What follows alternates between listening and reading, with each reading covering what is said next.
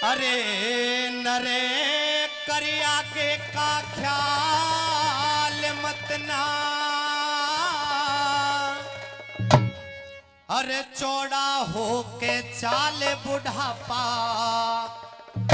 अरे बेरी आवेगा के खेल खिलावेगा।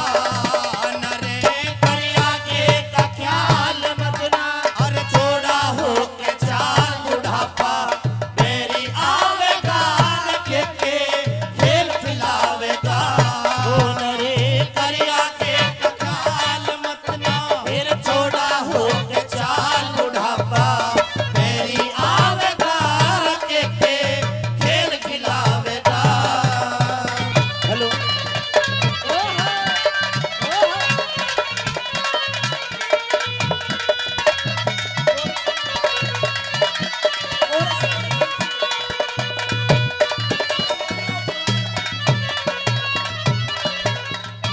ओ किसकी हार किसकी खातिर लाया उधारा यो कर्जा, रो पच के न तारा। हो किसकी खातिर लाया उधारा यो कर्जा, रो पच के न तारा।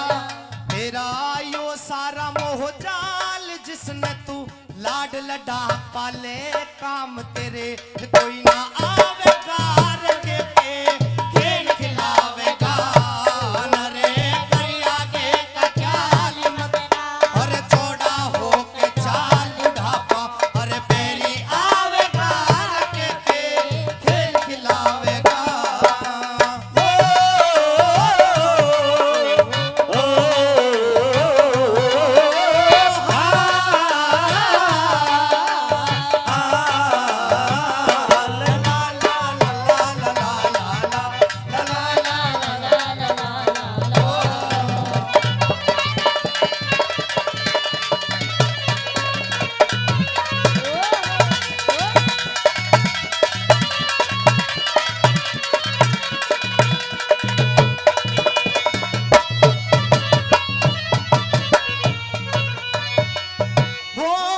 चेहरे हाहार चेहरे की लाली झड़ जागी, बुढ़ापे पे माटी पड़ जागी। हो चेहरे की लाली झड़ जागी, बुढ़ापे पे माटी पड़ जाएगी। तेरे तन की सुकड़ जा खाल नाड़, तेरी न्यू डगमग हाले खाट में, अरे बड़ा खावेगा के खेल खिलावेगा। ओ नरे करिया के का ख्याल मत ना, चौड़ा हो के चाल बुढ़ापा, अरे बेरी आवेगा के खेल खिलावेगा।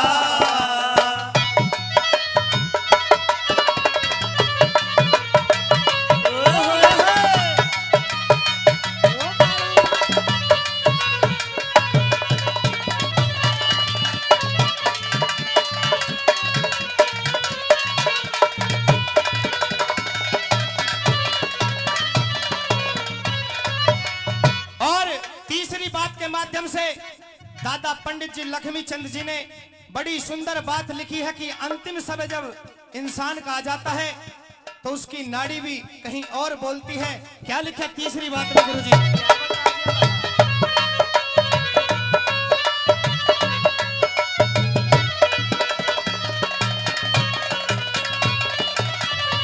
ओ नाड़ी हाहार नाड़ी बोले कोहनी में जाके, जब चा लेंगे लोग उठा के। ओ नाड़ी बोले कोहनी में जाके, जब चा लेंगे लोग उठा के।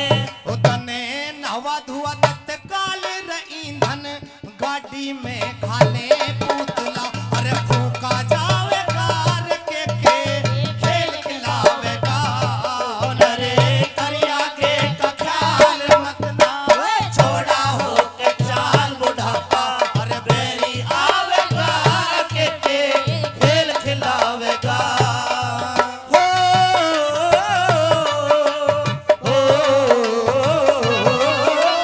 आ, आ, आ,